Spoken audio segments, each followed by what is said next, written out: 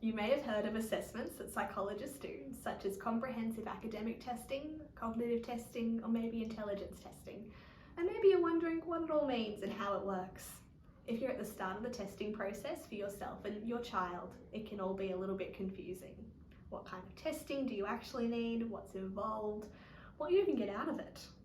As a psychologist, I support individuals and families regularly with these sorts of tests, and I'm going to answer some of these questions today for you to help you gain clarity. What is involved in the testing process and what can I expect? So, a comprehensive academic assessment involves gathering information from several different areas. To start, a 1-hour clinical interview is undertaken to understand your concerns and gather background information. This initial discussion will be between the parent and psychologist if the testing is for your child under 14 years old.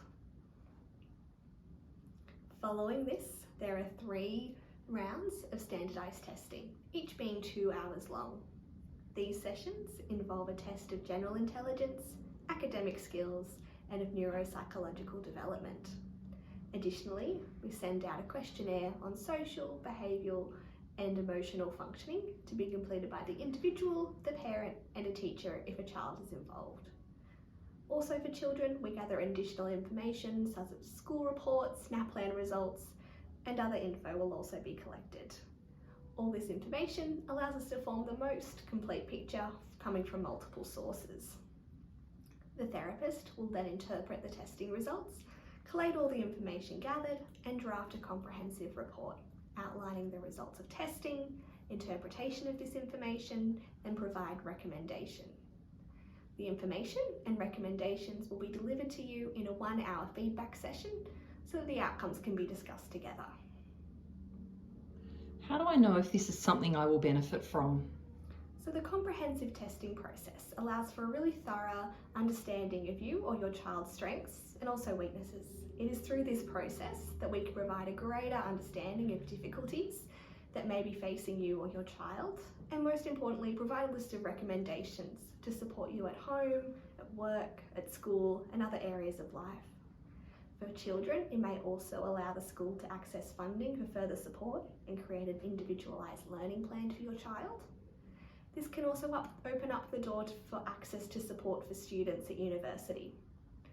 Once the testing process is complete, we can also recommend accessing other support services such as psychology, speech therapy, or occupational therapy if required. What are the diagnoses and what do they mean? Common diagnoses I often see are the specific learning disorders in reading, writing, or maths, more commonly known as dyslexia, dysgraphia, and dyscalculia.